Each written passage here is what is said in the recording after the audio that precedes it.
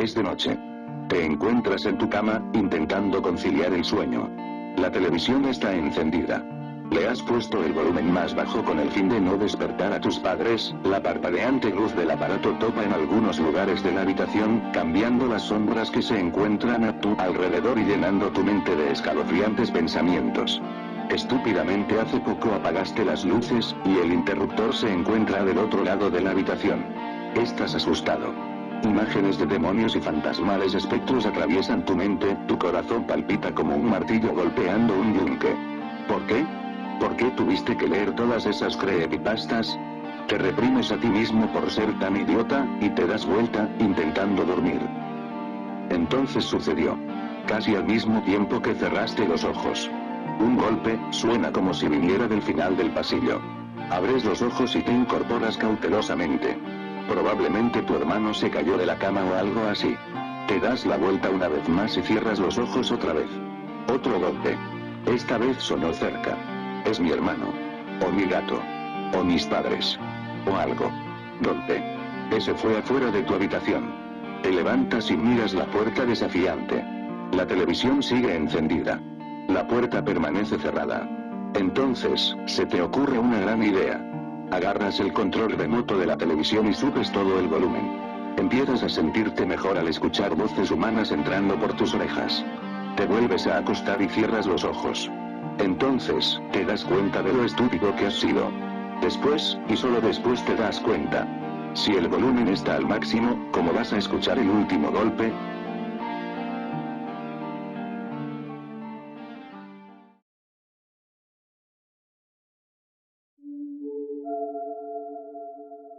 Laura era una joven estudiante en su primer año de universidad. El primer día le fue todo perfecto en la facultad y todos le acogieron con bastante entusiasmo. Pasaron los meses y llegó la época de chica estudiando exámenes. Laura quería estar tranquila, así que cogió sus cosas y se hospedó en una pequeña casa en el campo a las afueras de la ciudad. Estaba lloviendo muchísimo y al caer la noche, mientras ella estudiaba, tocaron a la puerta. Laura abrió. Era una joven preciosa, de piel blanca y lisa como la porcelana, de ojos verdes, grandes y vistosos y con unos labios carnosos y morados a causa del frío. Sus ropas eran como trapos colgando de su cuerpo, sucios y totalmente empapados a causa de la lluvia. La joven le regaló una tímida sonrisa a Laura y dijo: «Hola, soy Ana, ¿te importaría que estudiásemos juntas?». A lo que Laura contestó que le encantaría, que incluso así le sería más fácil. Así fue hasta que Laura se quedó dormida. Cuando despertó, Ana ya no estaba. Pensó que acaso se había marchado a la universidad. Durante todo el día no la vio, tampoco le dio importancia. Esa noche volvió a pasar lo mismo y así durante muchos días, pero nunca se atrevió a preguntar, habría parecido grosera. Durante una de esas noches, Ana se comportó de forma muy rara durante la noche. Para la mañana siguiente, ya había desaparecido. Laura, confusa y sin poder soportarlo más, fue derecha al despacho del director. Le contó lo sucedido. El director parecía burlón ante la historia. Le pidió que se sentase y le explicó que Ana fue una joven que murió hace muchísimos años en las afueras de la ciudad. Decían por ahí que su alma seguía vagando por esas zonas. Él personalmente no creía en ello. Le recomendó que no le diese importancia, que se trataba de meras coincidencias y que no temiera. Esa noche cuando tocaron a la puerta, parecía que el corazón se le fuera a escapar del pecho. Abrió, y allí estaba ella, Ana. Laura, temblando y asustada, le preguntó: «Tú moriste hace ya muchos años aquí, ¿verdad?». Ana le miró fijamente y contestó: «Podríamos haber sido grandes amigas». Y desapareció sin dejar rastro. Laura contó esta historia a todo aquel que se la preguntaba, pero la gente no le creía, o no querían creerle y la encerraron en un manicomio.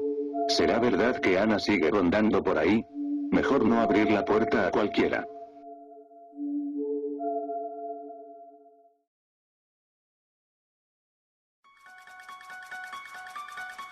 Se trata de una historia en cómic paralela al mundo de Chespirito que muestra un universo enfermizo y trillado lleno de los personajes de Chespirito que todos conocemos, con su lado más oscuro sacado a la luz.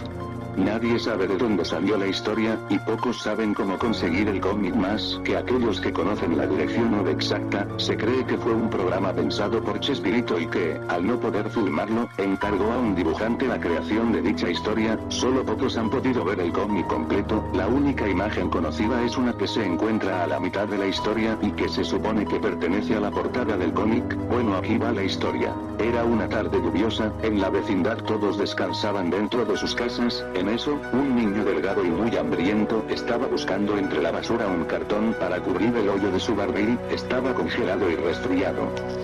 El Chavo del 8 había cumplido ya 9 años y el único regalo que le dio el cielo fue una tarde de tormenta y el más intenso y escalofriante frío. Mientras seguía esculcando la basura vio un periódico que en su titular decía: enfermo mental se escapa de su casa luego de asesinar a su compañero. Según el periódico, el loco apellidado Bonaparte habría sufrido uno de sus constantes ataques de un efecto derivado de la epilepsia conocido como chiripioca, y su compañero, al intentar calmarlo de un golpe, despertó en él un extraño estado de locura que provocó que Bonaparte lo asesinara con un bate de béisbol. Sin embargo, esa noticia no fue precisamente la que llamó la atención del Chavo, sino una noticia más abajo que decía que el Chapulín Colorado había atrapado al famoso Peterete, un asesino en serie que la policía llevaba años buscando. Con aquella noticia el Chavo recordó cómo la noche anterior el Chapulín había visitado su barril y le había dejado un regalo de cumpleaños. Era su chipote chillón y una nota que decía: tú serás quien tome mi lugar cuando sea viejo. Fue el mejor regalo que nadie pudo haberle dado, más que la torta de jamón de Don Ramón o el par de botas viejas que le había regalado Kiko. De pronto, a lo lejos, se escucharon sirenas. La policía perseguía a dos ladrones recién escapados. Uno de ellos abofeteaba constantemente al otro mientras este, a su vez, trataba de esquivar el tráfico que se cernía por las lluviosas calles de México en su auto. Así pues, cuando la policía comenzó a disparar, el condenado a pena de muerte conocido como el Peterete sacó su pistola y empezó a disparar a la policía. En eso, una bala proveniente del arma del agente Chambón hiere de muerte al conductor del vehículo conocido como el Chompiras, lo que provoca que ambos reos se desvíen de la calle y pasen arrasando con todo lo que había en la acera, incluido un pobre niño que buscaba en la basura. Ambos fugitivos terminaron impactándose contra una pared y muriendo de contado en el choque. Mientras Chambón y su compañera revisaban la escena del crimen, vieron a lo lejos una silueta de dos personas en el piso. Al acercarse vieron lo peor. Era un hombre de sombrero celeste con bigote y muy delgado llorando y abrazando fuertemente a un niño que agonizaba y respiraba entrecortadamente. Sin perder más tiempo, Chambón y Don Ramón llevaron al pequeño Chavo a una clínica que se encontraba lo más cerca posible. El doctor Eugenio Chespirito Chapatín atendió de forma urgente al malherido niño. Sin lograr éxito, la noticia fue un balde de agua fría para los habitantes de la vecindad. Todos lloraban aquella terrible pérdida. En la vecindad se habían reunido todos sus habitantes y personas que conocían y compartieron momentos con el Chavo del 8, entre ellos se encontraba el Chapulín Colorado. Parecía molesto, y entre sus ojos llorosos inyectados en sangre se veía un repudio total por la gente que allí se encontraba. Había llegado el momento de hablar. Se paró frente a todos y con un lamento en su voz dijo: ¿ven lo que pasa cuando dejan a un niño a su suerte? Nadie fue capaz de alimentarlo, de vestirlo, de darle un hogar. Preferían irse de parranda o engreír y engordar más a sus hijos. Los miró a los ojos: malditos, mensos. Son unos mensos. El Chapulín dio media vuelta y se fue. Aquella noche, alguien incendió la vecindad. Un ser vestido de negro y con antenas de vinil azules, fue visto salir de la vecindad con aquel infierno a sus espaldas. El Chapulín había enloquecido, se cansó de tanta injusticia, de tanta nobleza, incendió la vecindad y se llevó el barril en sus hombros. Aquel traje rojo, aquella señal de inocencia y nobleza, se lo llevaría su más grande fan a la tumba. Vistió al Chavo con su atuendo, que tanto tiempo aquel niño soñó tener, metió su frágil cuerpo dentro del barril junto con una revista y una torta de jamón.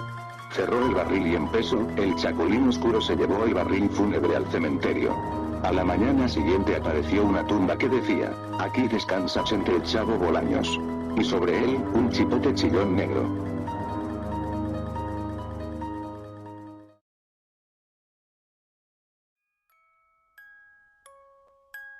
Respira profundo y ten paciencia, tranquilo, él no está detrás de ti. En este mismo momento Mandú está en tu habitación, él está a la vista desde donde estés leyendo esto. No trates de buscarlo, se molestaría. Mandú es el ser que trata de hacerte daño en tus pesadillas más terroríficas, por lo tanto es recomendable que trates de despertarte lo más rápido que puedas en una de ellas.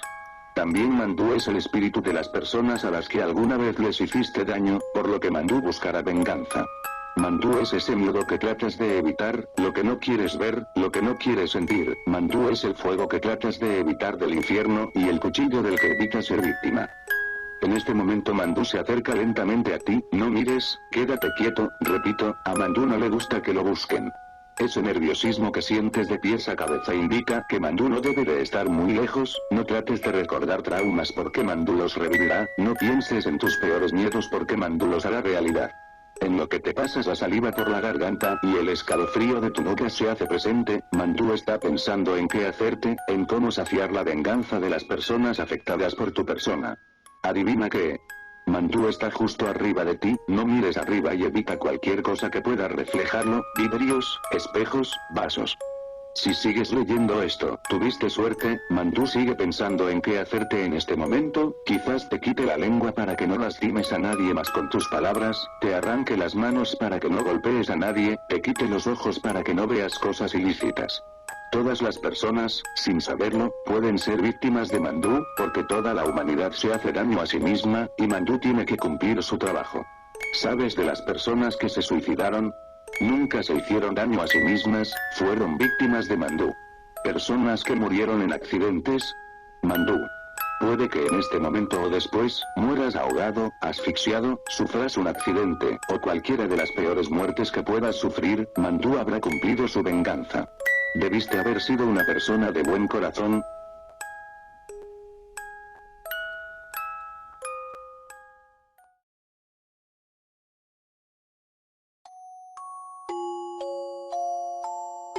Ni siquiera sé por qué estoy escribiendo esto. Puedo publicar esto en 1.000.000 de lugares diferentes, no importa. Todavía no hay nadie aquí para que lo lea. Nadie para escuchar mi historia. Sin embargo, esta podría ser mi última oportunidad de hacer esto, así que lo haré. La sensación no va a desaparecer. Están viendo y estando cerca cada segundo. Pueden sentir mi terror. Y sé que lo están disfrutando. Ya han pasado casi 4 meses desde que todos desaparecieron. Y me refiero a todos.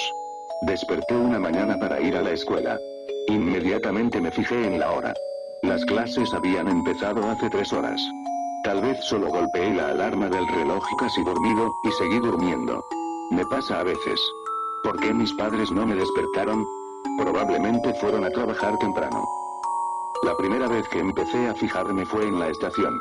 Usualmente tomo un tren a la escuela, desde que es la forma más rápida de llegar allí. No vi a nadie en mi camino a la estación, pero vivía en una más bien tranquila área de la ciudad, así que el ir era lento a este momento del día. Sucedió, así que no pensé mucho de ello. Cuando llegué a la estación, me fijé que no había nadie allí. Era extraño. Debían haber al menos 2 personas esperando el tren, incluso a este momento del día. Me encogí de hombros como un día excepcionalmente lento. Sucedía a veces, también. Esperé un buen rato, pero el tren no venía. No recuerdo cuánto tiempo estuve allí, pero yo estaba cada vez más frustrado. Decidí caminar hacia la escuela. Después de todo, solo era una caminata de 20 minutos si lo hacía bastante rápido, y llegaría tarde a la siguiente lección de todos modos. No vi a nadie en mi camino a la escuela. Tampoco había nadie en la escuela. El edificio de la escuela estaba abierto, y con luz. Todavía no pensé mucho sobre eso, las lecciones serían allí de todos modos. Pero las salas estaban vacías. Cada sala en el edificio. Algunas puertas estaban abiertas, algunas cerradas. Pero no había nadie allí. Intenté en la sala de profesores, y estaba vacía. Incluso recordaba el olor del café fresco en la sala. Traté de llamar a uno de mis amigos para saber qué pasaba. Sin respuesta. El teléfono marcaba, pero no había ninguna respuesta. Traté de llamar a otro, la misma situación. Terminé llamando a toda la gente que conocía de la escuela. Y no había respuesta. Me apresuré en ir al centro comercial más cercano. Estaba vacío. El edificio entero, normalmente llena de vida, completamente vacíos. Las tiendas estaban abiertas, las luces estaban prendidas, la música se reproducía, las pantallas de información estaban funcionando. Lo único era que no había nadie paseando en el centro comercial, buscando entre las tiendas, asignando los contadores. Era como si toda la gente hubiera desaparecido. Traté de llamar a mis padres. Sin respuesta. El día entero, no vi a ninguna persona viviente. Los únicos autos que vi fueron algunos estacionados. Tampoco habían animales. Todo solo estaba tranquilo. Pero todo todavía funcionaba.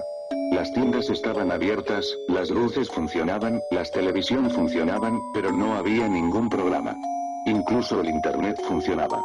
Cualquier sitio funcionaba, cada chat estaba abierto, solo no había nadie allí. Me volví loco. No recuerdo mucho de los primeros días, cómo era. Solo la sensación de terror inimaginable, soledad. No dormía mucho, no comía en absoluto. Solo me senté en mi casa, esperando que alguien viniera, que alguien me llamara, que escuchara un auto pasando, esperando que el sueño terminara. Nunca pasó. Eventualmente me reuní. Me dije que nadie iba a venir, y que tenía que levantarme y comer al menos. Y comí. Comí todo lo que encontraba, tuviera la fecha vencida o no. Comí y comí. Y lloré. Estaba solo. No había alguna señal, en ningún lugar, que hubiera aunque fuera una persona en cualquier parte del mundo. Ningún canal de televisión mostraba algún programa. Algunos solo mostraban las mismas noticias una y otra vez. Nada en la internet se actualizó. Nadie se conectó. Nadie contestaba el teléfono. Sin embargo, todo seguía funcionando. La electricidad nunca se apagó. Las luces siempre estaban encendidas. Los semáforos funcionaban. Las tiendas estaban abiertas. La música sonaba tal como debía sonar. Pero todo todavía estaba vacío. Finalmente me acostumbré. Me tomó un tiempo, pero empecé a salir. Al principio traté de visitar a amigos, buscar gente, nadie. Pronto me di por vencido. En poco tiempo, me di cuenta que necesitaba más comida que la que tenía en casa. Empecé a saquear las tiendas de comestibles. Justo lo que necesitaba primero, luego fui a casa, y comí. En poco tiempo, empecé a saquear otras cosas. Dulces. Bebidas. Tal vez un mes se fue, y había llegado a acuerdos con mi vida, y el hecho que no había nadie más en el mundo. Así que hice lo mejor de mi vida. Empecé a divertirme, ese tipo de diversión que podrías imaginar si tuvieras todo el mundo para ti solo por un día. Saqueé de las tiendas que podía pensar, todo lo que mis manos se encontraran. Dormí en camas de mueblerías, jugué videojuegos con las más grandes pantallas que las tiendas de electrónica podían tener. Rompí todas las piezas de porcelana que me encontré. Arrasé por los centros comerciales, dejando atrás una huella de destrucción. Extrañaba mi antigua vida, pero disfruté lo mejor de esta. Quizás fue hace un mes que apareció. Me estaba relajando en casa, escuchando algunos álbumes de música que traje a casa, cuando de repente escuché un extraño ruido de afuera. No puedo describirlo bien. Era como si alguien me llamara. No estoy seguro si realmente lo escuché. Solo lo sentí. Lo que vi afuera me asustó totalmente. Alguien, algo. Era la silueta de un hombre, sin embargo, era de alguna manera, malo. Era enteramente negro. No, no solamente negro. Parecía que chupaba la luz del aire alrededor de él. No habían características que ver. Sin ropa, sin piel, sin características faciales. Solo era una masa negra que de alguna forma sabía que era un hombre. No podía mirar directamente a él, sin embargo, no podía apartar los ojos de él. Cada segundo que lo miré, estaba más cerca, aunque no se moviera. Cada segundo sentía que me agarraba más cerca a él, sin embargo, me quedé donde estaba. La única característica que pude reconocer fueron los ojos. Dos puntos verdes y brillantes que sabía que eran los ojos. Yo lo sabía, porque ninguna mirada había sido tan penetrante, tan paralizable, tan terrible. Se sentía como la mirada chupaba mi vida fuera de mí. Me habló. No con palabras. No con señas o gestos. Solo lo miré, sabía lo que decía. Se supone que no deberías estar aquí, desperté. Un día había pasado, quizás dos. No recuerdo con certeza.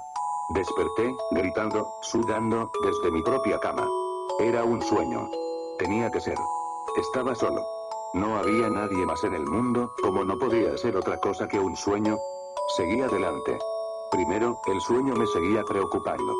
Se sintió muy real. ¿Verdad? No, no pudo haber sido. Con los días, mi memoria empezó a desvanecerse. El momento empezó a sentirse más como un sueño, así que no pensé nada de él. Incluso me reí de mí mismo por pensar que era otra cosa. Sin embargo, había una sensación constante de presión en el aire. Era como una tormenta que nunca llegó. A veces, apenas me daba cuenta, a veces ni siquiera podía pensar con claridad debido a ella. Sin embargo, seguía leyendo. Hoy ocurrió otra vez. La sensación. Me llamó, mientras me iba a dormir. Me llamó, me dijo que me acercara a la ventana. Tenía mucho miedo para moverme. Sin embargo, mis piernas lentamente me llevaron allí. Una sensación inimaginable de horror y desesperación se apoderó de mí. Las lágrimas fluyeron de mis ojos, mientras mis pies sin querer me llevaban a la ventana. No había nadie allí. La calle estaba vacía como siempre. Sin embargo, la sensación no se iba. Me sentí como si hubieran 1.000.000 de ojos centrados en mí. Estaban aquí. Estaban mirando.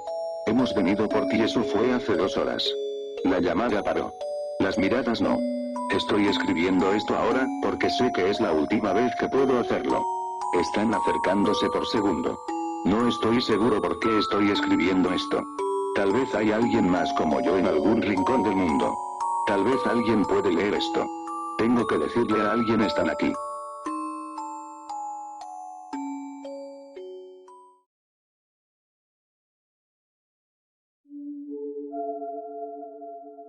Esta historia tiene que ver con un niño argentino de 7 años de edad, padecía de mononucleosis, por lo que su estado de salud era permanente delicada. Era bajito, muy delgado y usaba sendos anteojos sobre sus hermosos ojos azules, era muy buen chico. Su padre tenía uno de esos empleos, en que le requerían varias ciudades. Por lo tanto, no podía pasar ni un año sin que toda la familia se tuviera que mudar. El padre era muy buen hombre, así que se sentó con su hijo y le dijo que esa era la última vez que se iban a mudar, que luego de Salta se irían a otro lugar pero por última vez. El niño no pudo hacer otra cosa más que aceptarlo. Cierto día, este chico salió bien vestido a pasear por el parque cerca de su casa. Ya estaba anocheciendo, cuando aparece frente a él un personaje mucho más bajo que él, muy rechoncho y con una boca que iba de oreja a oreja. No era una persona normal, de hecho, estaba muy lejos de ser una persona. Tenía un aspecto muy grotesco, pero de lejos lo peor era la boca, ya que cada vez que hablaba, parecía que movía la cabeza entera. Sin embargo, el señor Boca Grande, como se hizo llamar el niño, era muy amigable. Al menos, le hizo sentir tranquilidad. Le preguntó su nombre, dónde vivía, qué hacían sus padres, entre otras más. Ambos se sentaron en un árbol, hablaron mucho, y el señor Boca Grande le dijo que él pertenecía a un reino mágico. También le dijo que no les dijera nada a sus padres porque no le iban a creer, porque solo se les aparecía a los niños y a los ancianos. El chico se fue a casa muy contento y muy extrañado. El señor Boca Grande comenzó a aparecérsele cada vez que se quedaba solo, y esto era de noche en la casa. Salía de debajo de la cama y le explicó que tenía poderes mágicos y por eso podía hacerlo. Por lo general charlaban y charlaban, se la pasaban charlando hasta altas horas de la noche durante las vacaciones. El señor Boca Grande le preguntó, ¿quieres que siga viniendo? ¿No te molesta? Y el chico, ya convencido de que se trataba de un ser mágico, le dijo que sí. Así que el señor Boca Grande lo visitaba todas las noches y aparecía debajo de la cama, siempre con una sonrisa inmensa. Pero una noche, las cosas cambiaron. El señor Boca Grande, sentado en una silla frente a la cama, le dijo, ¿quieres ver algo interesante? El niño contestó que sí. Levántate de la cama y acompáñame, le dijo al chico. Lo agarró de la mano, lo llevó hacia la ventana y le dijo, mira lo que voy a hacer. El duende se lanzó desde el 2º piso, cayó de trasero en el suelo y volvió a rebotar hasta arriba. El niño rió a carcajadas, hasta el momento en que el señor Boca Grande le dijo, haz lo mismo. Tírate de la ventana como lo hice yo. El niño fue muy inteligente, cuando le dijo, no, yo soy un ser humano. Yo no puedo hacer lo mismo. El señor Boca Grande frunció la ceja y le dijo, ¿cómo que no puedes hacer lo mismo? Si tú quieres lo vas a hacer, hazlo. El chico sabía en el fondo que no podía hacerlo, porque aunque lo quisiera, no iba a sobrevivir de un 2º piso y le dijo tímidamente que no. Al recibir tantas negativas, el señor Boca Grande cambió de rostro completamente y lo miró con una rabia enorme, y se marchó. Estuvo sin aparecer 3 días y el chico estaba más asustado que dolido. El duende volvió a aparecérsele 3 días después, y sostenía en las manos varios cuchillos de cocina. El señor Bocagrande comenzó a hacer malabarismos con los cuchillos perfectamente, luego, los ofreció al chico y le dijo, ¿por qué no lo intentas tú? El niño se tuvo que negar nuevamente. Y tras largas insistencias, el señor Bocagrande volvió a poner cara de rabia. El duende se tranquilizó y le dijo al chico, quiero lo mejor para ti. Puedes lograr lo que quieras. Quiero llevarte a mi mundo mágico. El último encuentro con el duende se dio fuera de la casa. Había muchos árboles y mucha maleza, y había un camino muy extraño entre ellos. Y allí el señor Bocagrande le dijo, dame la mano, vamos juntos. El niño se negó, pero el duende ya lo tenía agarrado de la mano. Tiene una gratitud muy grande con el padre, pues quizá este le salvó la vida, puesto que cuando lo llamó desde la ventana, el duende se esfumó tan rápido como había aparecido, y el niño muy agradecido, corrió hacia la casa. Desde ese entonces procuró tener una relación más estrecha con su padre, pero nunca le dijo por qué, pues ya no quería que lo visite el señor Bocagrande, que ya se había convertido en una visita siniestra. Finalmente, el chico se mudó. Y cuando ya estaba en el carro alejándose de la casa junto al camión de mudanza, lo último que vio al girar la cabeza y ver en el cuarto donde él dormía, era al duende despidiéndose con tristeza desde la ventana. Nunca más volvió a ver al señor Bocagrande, pero con el pasar de los años se enteró de 2 cosas.